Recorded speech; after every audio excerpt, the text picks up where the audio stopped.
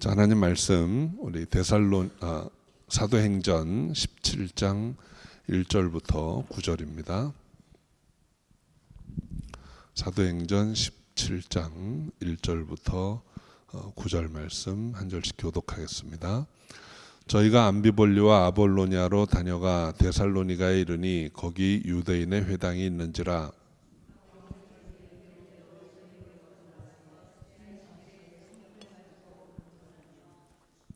뜻을 풀어 그리스도가 해를 받고 죽은 자 가운데서 다시 살아야 할 것을 증명하고 이르되 내가 너희에게 전하는 이 예수가 곧 그리스도라 하니,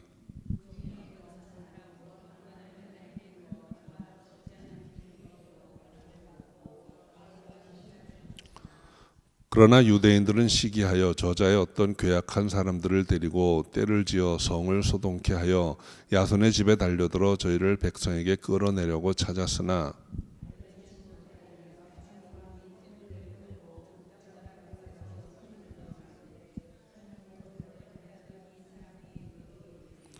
야손이 드렸도다. 이 사람들이 다 가이사의 명을 거역하여 말하되 다른 임금 곧 예수라 하는 이가 있다 하더이다 하니,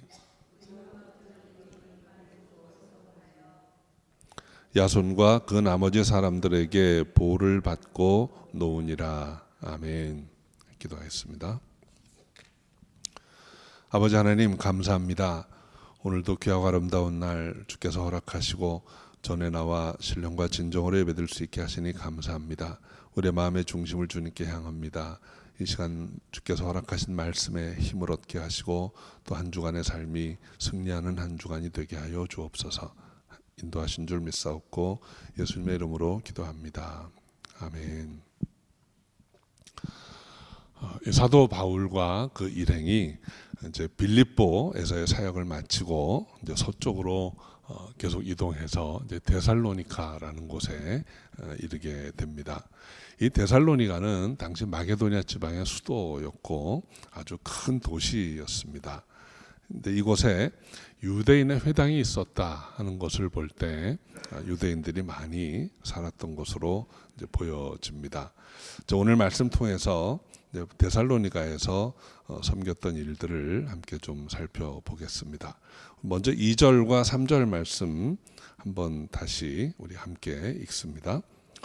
바울이 자기의 규례대로 저에게로 들어가서 새 안식일에 성경을 가지고 강론하며 뜻을 풀어 그리스도가 해를 받고 죽은 자 가운데서 다시 살아야 할 것을 증명하고 이르되 내가 너에게 전하는 이 예수가 곧 그리스도라 하니. 아멘. 바울이 이제 자기의 규례대로 저희에게로 들어가서라고 말합니다. 자기의 규례대로라는 말은 늘 하던 대로, 바울이 이렇게 선교지마다 갈 때 늘 하던 대로 했다는 것이죠. 그런데 저희에게로 들어가서라는 말은 유대인의 회당에 가서 그 유대인들에게 나아갔다 하는 말입니다. 우리가 짐작할 수 있는 것은 이제 바울이 자신의 그 가말리엘의 제자였다라는 그 경력으로 볼 때 그는 회당에 가서 말씀을 전하는 것이 그리 어렵지 않았던 것으로 보여집니다. 바울은 선교 여행을 갈 때마다 그 지역에 있는 회당을 먼저 찾았습니다. 왜 그렇게 했을까 하는 것을 먼저 생각해 봅니다. 회당을 찾는 데에는 두 가지 이유가 있습니다. 첫 번째는 자신의 영성을 위해서 그렇게 했습니다.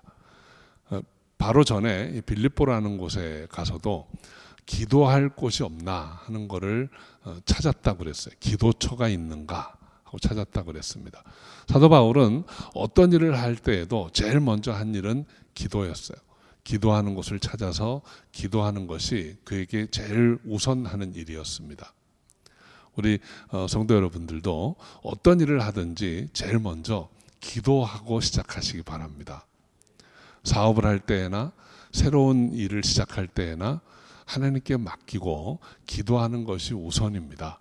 그렇게 하면 하나님이 지혜를 주시고 또 꼭 필요한 사람을 붙여주시고 능력을 주셔서 일을 평탄케 하시는 줄 믿습니다.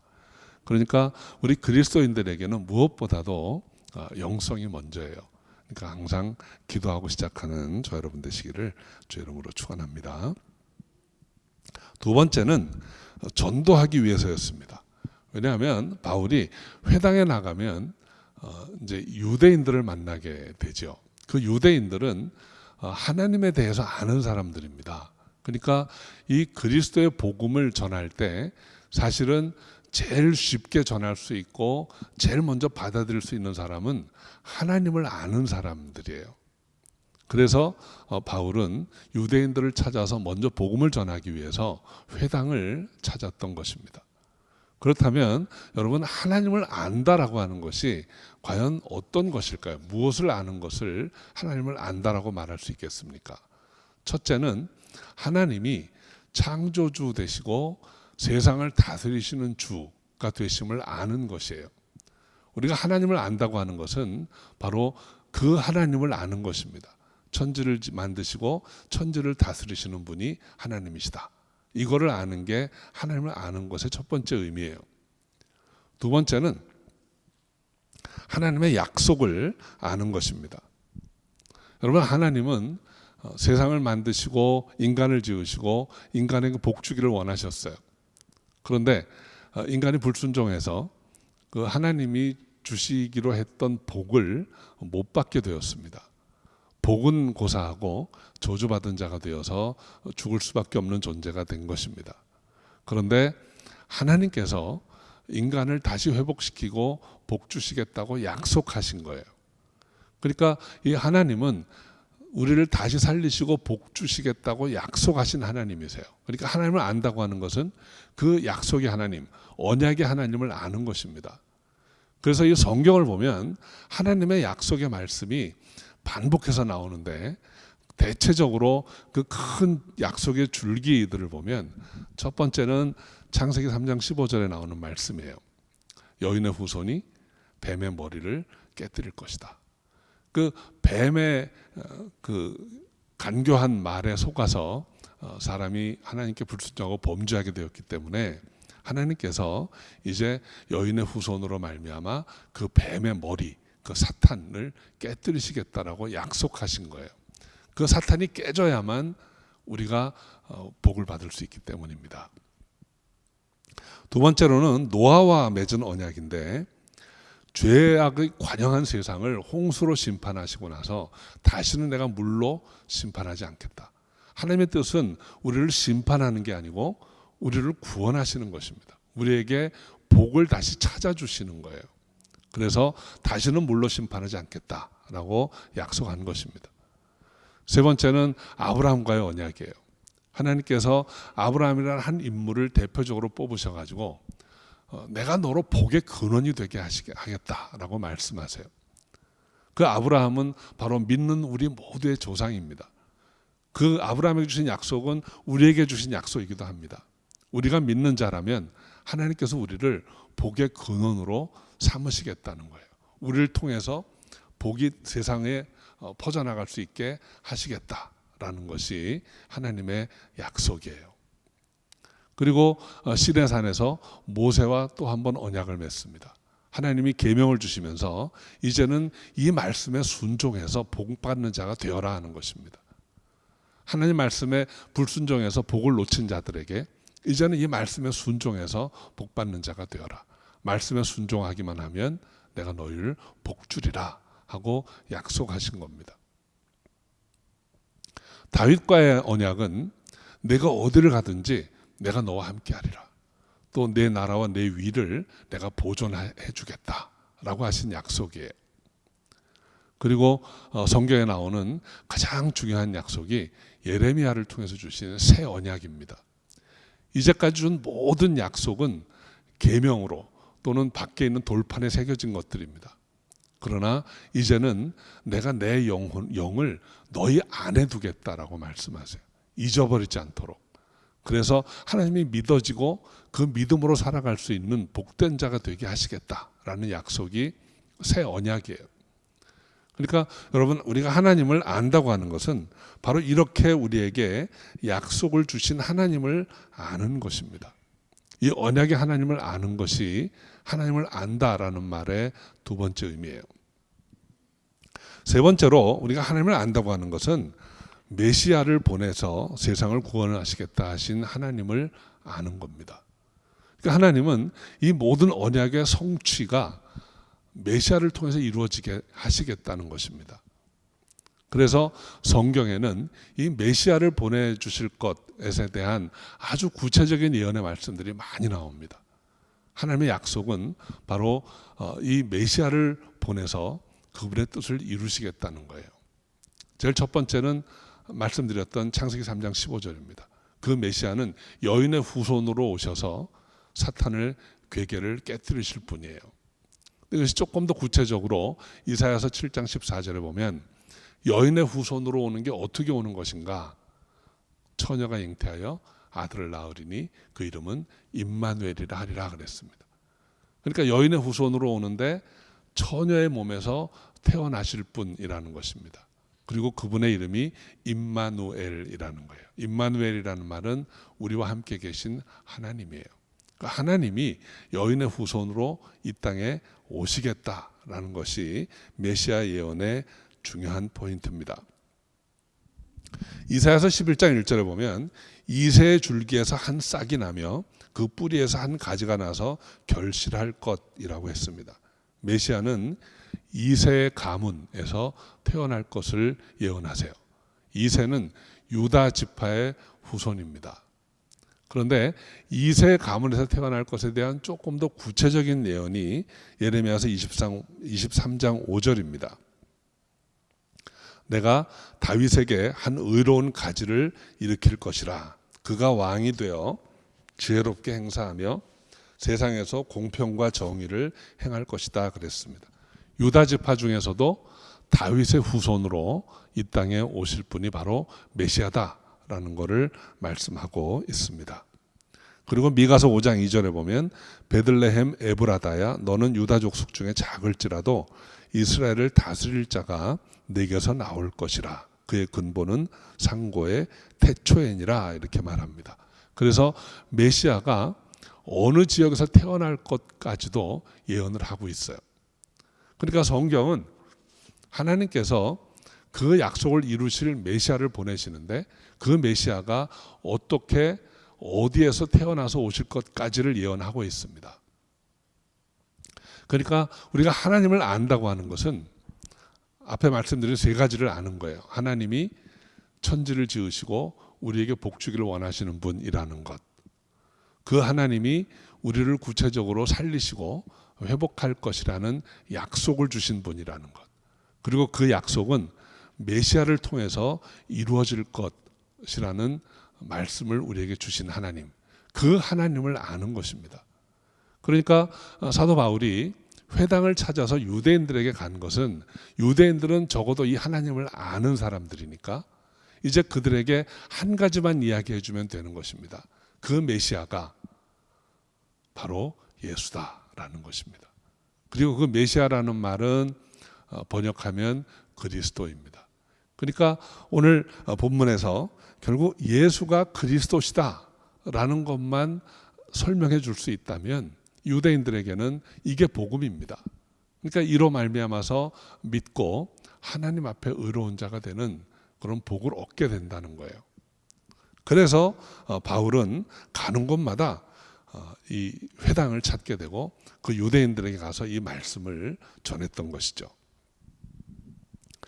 오늘 본문에 보면 이제 새 안식일에 성경을 가지고 강론하여 뜻을 풀어 결국 이 예수가 그리스도라는 것을 전했다라고 기록하고 있습니다.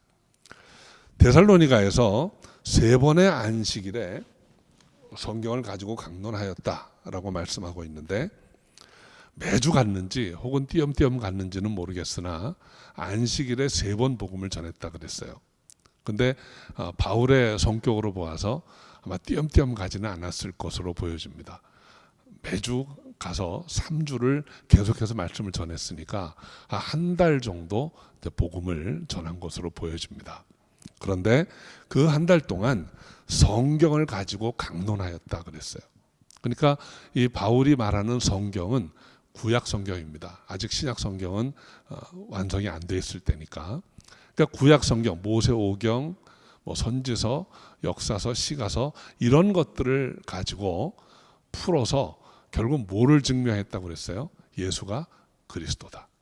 그러니까 그 하나님의 모든 말씀이 이 예수가 그리스도라는 것을 증명하는 말씀이었다라는 거죠. 그러니까 바울이 전한 것은 바로 복음입니다. 예수가 그리스도라는 것입니다. 그런데 세상이 예수를 거절하고 부인하고 믿지 않아서 결국 그 그리스도께서 해를 당하셨고, 해를 당하신 예수를 하나님이 다시 살리셨다라는 것을 말씀하고 있는 것입니다. 그리고 바울이 그들에게 결론적으로 권면한 것은 이르되 내가 너희에게 전하는 이 예수가 곧 그리스도시라. 우리 사랑하는 성도 여러분, 예수가 그리스도이신 것을 꼭 믿으시기 바랍니다. 하나님이 우리를 살리시고 우리를 축복하시고 우리의 모든 것을 이루어 주시겠다고 약속하신 그 모든 일은 예수 그리스도를 통해서 이루어지는 것입니다. 그래서 우리 그리스도인들은 예수가 그리스도이심을 믿고 하나님 앞에 나아가는 것입니다. 이 복음을 듣고 믿어서 멸망치 않고 영생에 이르는 복이 저 여러분에게 임하기를 주의 이름으로 축원합니다. 이제 말씀을 들은 사람들의 반응을 살펴보겠는데, 복음이 선포되면 반응은 두 가지입니다. 하나는 듣고 믿고 구원받는 자, 또 다른 쪽은 믿지 않고 거절하고 외면하고 배척하는 자입니다. 먼저 4절 말씀 한번 같이 읽어볼까요? 그 중에 어떤 사람 곧 경건한 헬라인의 큰 무리와 적지 않은 귀부인도 권함을 받고 바울과 실라를 쫓으나. 경건한 헬라인들은 믿고 바울과 실라를 따랐다고 했습니다. 여기서 경건한 헬라인이라는 말은 하나님을 경외하는 자입니다. 아직 유대인으로 개종은 하지 않았지만 유대인들이 믿는 여호와 하나님을 믿고 또 그들이 전하는 성경 말씀을 그대로 공부하고 성경이 증거하는 것들을 배우고 믿는 사람들이에요. 그러니까 이 사람들은 예수가 그리스도이신 것이 바로 믿어졌다는 것입니다. 그래서 바울과 실라를 쫓았다, 따랐다라고 성경이 기록하고 있습니다. 우리 사도행전에는 자세히 나와 있지 않지만 데살로니가 전서를 보면 이 바울과 실라에게서 복음을 들은 사람들이 얼마나 아름답게 변화되었는지를 기록하고 있어요. 데살로니가 전서 1장에 보면 바울이 데살로니가에 있는 성도들을 향해서 이렇게 말합니다. 너희 믿음의 역사와 사랑의 수고와 소망의 인내로 얼마나 아름답게 믿음이 자랐는지 너희 믿음에 관한 소문이 마게도냐와 아가야 온 지방에 정말 아름답게 소문이 났다는 거예요. 그러니까 이 짧은 기간 한 달 남짓 바울이 머물면서 복음을 전했는데 그 복음을 듣고 믿은 사람들의 삶이 변화되었다는 것입니다. 그냥 믿는다라는 것만으로 구원된 게 아니고 그들의 믿음의 역사와 사랑의 수고와 소망의 인내가 아주 아름답게 지역에 좋은 영향을 끼쳤다라는 것을 알 수 있습니다. 자, 이제 반면에 5절 말씀 한번 같이 읽어볼까요? 그러나 유대인들은 시기하여 저자의 어떤 괴악한 사람들을 데리고 떼를 지어 성을 소동케 하여 야손의 집에 달려들어 저희를 백성에게서 끌어내려고 찾았으나. 유대인들이 바울의 복음을 듣고 배척하는 모습입니다. 그들이 배척하게 된 이유를 본문은 시기라고 말합니다. 여기서 유대인들은 아마도 유대의 지도자급들일 것입니다. 회당의 리더들 혹은 바리새인들일 것입니다. 자신들이 그동안 성경을 강론하였는데 이제 바울과 실라가 와가지고 특히 바울이 성경을 풀어서 예수가 그리스도이신 것을 증거하니까 많은 사람들이 믿고 그를 따랐다는 거예요. 이것을 보면서 시기하였다는 것입니다. 자신들을 따르던 사람들이 이제는 바울을 따르니까 이것을 보고 시기하는 모습을 보게 됩니다. 이 내용을 보면 유대인들에게, 유대 지도자들에게는 바울이 전한 복음이 옳은 것인가 옳지 않은 것인가 하는 것보다 더 중요한 게 뭐였습니까? 사람들이 그를 따랐다는 거예요. 그러니까 그들은 복음의 옳고 그름을 따져보기도 전에 자신들의 어떤 유불리, 자신들의 명예 이런 것을 먼저 따져보고 그것 때문에 시기하는 마음이 올라왔고 그 시기하는 마음이 동기가 되어서 괴악한 사람들을 동원해서 바울과 실라를 핍박하는 쪽으로 나아간 거예요. 우리 사랑하는 성도 여러분, 우리가 신앙생활을 하는 가장 중요한 이유는 우리의 영적인 축복입니다. 우리가 예수 믿고 정말 십자가의 공로로 하나님 앞에 의로운 자로 여김을 받게 될 것인가, 아니면 그 십자가의 공로를 알지 못하고 예수가 그리스도인 것을 알지 못하고 그냥 우리가 가던 길로 갈 것이냐입니다. 우리가 가던 길은 멸망의 길입니다. 여러분, 우리가 정말 오해하지 않아야 될 것이, 우리는 다 평안하게 제 갈 길을 가는데 갑자기 앞에 예수가 나타나서 믿으면 천국 가고 안 믿으면 지옥 간다라고 하는 게 아닙니다. 우리는 다 하나님께 불순종하고 그 에덴에서 쫓겨난 이후부터는 지옥으로 가는 사람들입니다. 그런데 하나님이 우리를 구원하시려고 독생자를 보내셨고 그 예수가 우리를 구원하시기 위해서 오신 분이에요. 여러분, 이것을 우리가 오해하면 곤란해집니다. 그러니까 하나님의 뜻이 과연 어디에 있는가 하는 것을 우리가 분명히 알아야 하는 것입니다. 우리가 이 세상에서 어떻게 살고 사람들에게 어떻게 인정받고 하는 이 모든 것들은 부차적인 것입니다. 요한 3서 2절에 내 영혼이 잘됨 같이 내가 범사에 잘되고 강건하기를 내가 간구하노라 그랬어요. 기준은 영혼이 잘 되는 것입니다. 영혼이 잘 되는 것, 이게 기준입니다. 우리가 이 땅 살아가니까 범사도 잘 돼야 되고 강건하기도 해야 합니다.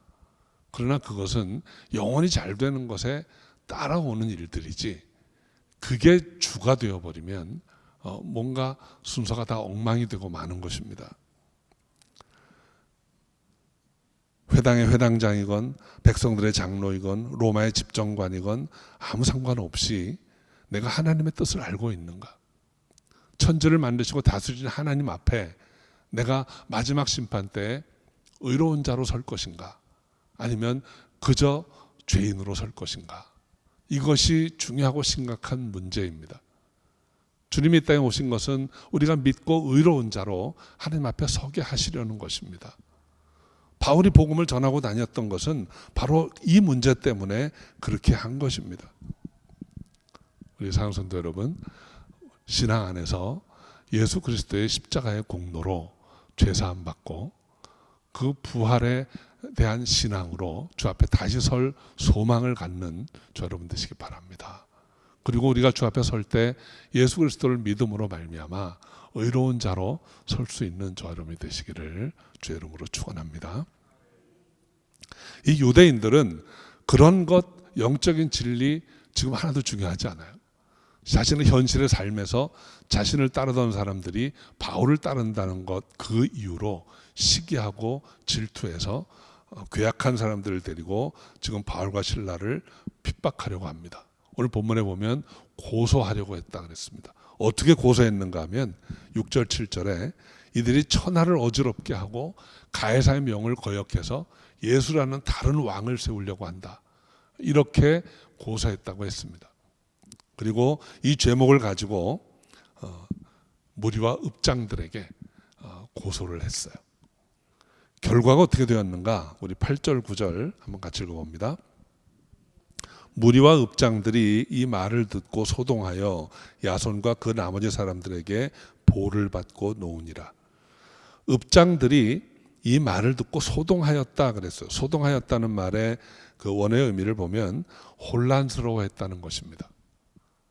그 바울이라고 하는 참 힘없이 생긴 한 중년의 남자와 그 일행으로 따라온 실라라는 그 두 사람이 천하를 어지럽게 하고 가해사의 명을 거역해서 예수를 왕으로 세우려는 폭도와 반역자라는 고소를 듣고 읍장들이 혼란스러웠다는 거예요. 저 사람들이 저렇게 할 수 있나? 저 사람들이 고소한 내용이 도대체 뭐지? 하고 혼란스러워했다는 것입니다. 그리고 결과적으로 어떻게 했는가 하면 보를 받고 놓으니라 그랬어요. 무슨 일인지는 모르지만 시끄럽게 하지 마라 다시는. 그래서 이 보를 받다라는 말은 맹세를 듣고 풀어주었다는 말이에요. 혹은 그 맹세의 증거로 일부 돈을 받았다는 것입니다. 그러니까 오늘날로 표현하면 보석금 같은 거를 일부 받고 풀어주었다는 것입니다. 그 결론적인 행동을 보면 업장들이 고소한 사람들의 말을 안 믿은 거예요. 여러분, 천하를 소욕해 하고 가해사의 명을 거역해서 반역하는 자들이라면 이렇게 한마디 주의 주고 돈 받고 풀어줄 성격이 아닙니다. 자신들이 보아도 그럴 사람들이 아닌 거예요. 그렇지만 고소한 사람들이 있기 때문에 엄중하게 경고를 하고 그리고 보냈다는 것입니다. 그래서 그들은 다시 데살로니가를 떠나서 다른 지역으로 가게 됩니다. 우리 사랑하는 성도 여러분, 우리가 사도행전을 통해서 거듭 보게 되는 것은 바울이 전도하고 사람들은 반응한다는 것입니다. 복음을 듣고 믿고 따르는 자가 있는가 하면 듣고 거절하고 핍박하는 자들이 있었어요. 그런데 항상 강한 것은 복음을 듣고 믿고 따르는 사람들보다 핍박하는 자들이었습니다. 그래서 이 바울과 일행은 복음을 전하는 지역마다 꼭 핍박을 받고 떠나게 됩니다. 잘했다 칭찬 듣고 상 받고 떠나는 게 아니고 늘 핍박을 당하고 쫓겨나다시피 그 지역을 떠나게 됩니다. 그럼에도 불구하고 바울은 계속해서 복음을 전했습니다. 왜 그렇게 할 수 있었을까요? 후에 그가 로마서 1장 16절에 고백한 것처럼 이 복음은 모든 믿는 자들에게 구원을 주시는 하나님의 능력이 되기 때문입니다. 첫째는 유대인에게요, 또한 헬라인에게로다. 그는 이 말씀을, 이 신앙을 굳건히 갖고 있었기 때문에 나를 핍박하여도 이 복음을 듣고 살아날 몇 사람을 위해서 이 복음을 전하고 다녔던 것입니다. 포기하지 않고 끝까지 가는 곳마다 복음을 전했습니다. 때를 얻든지 못 얻든지 그는 복음을 선포했습니다. 우리 사랑하는 성도 여러분, 저와 여러분은 예수 그리스도를 믿음으로 영적인 축복을 이미 받은 사람들입니다. 예수 그리스도의 십자가의 공로로 하나님 앞에 의로운 자로 서게 될 사람들입니다. 그렇기 때문에 우리의 삶이 의로워져야 합니다. 그 믿는다고 고백한 것만으로는 아닌 것입니다. 이제는 우리의 삶이 예전과 달라져야 하고, 바울이 서신서에서 거듭 말하는 것처럼 믿기 전에 옛사람은 죽고 이제는 새 사람으로 나아가야 합니다. 그리고 내가 새 사람으로 나아갈 뿐 아니라 이제 내가 믿은 그 복음의 진리를 세상에 전해야 하는 것입니다. 이것이 데살로니가를 떠난 바울의 모습에서 우리가 발견하는 또 하나의 삶의 진리입니다. 저와 여러분이 이 복음을 땅끝까지 때를 얻든지 못 얻든지 증거하고 나아갈 수 있기를 주의 이름으로 축원합니다. 기도하겠습니다. 아버지 하나님, 복음은 모든 믿는 자에게 구원을 주시는 하나님의 능력이 됨이라. 첫째는 유대인에게요, 또한 헬라인에게로다. 아버지 하나님, 이 복음을 우리도 함께 전하고 이 생명의 축복을 나누는 자가 되게 하여 주옵소서. 주께서 함께 하신 줄 믿사옵고 예수님의 이름으로 기도합니다. 아멘.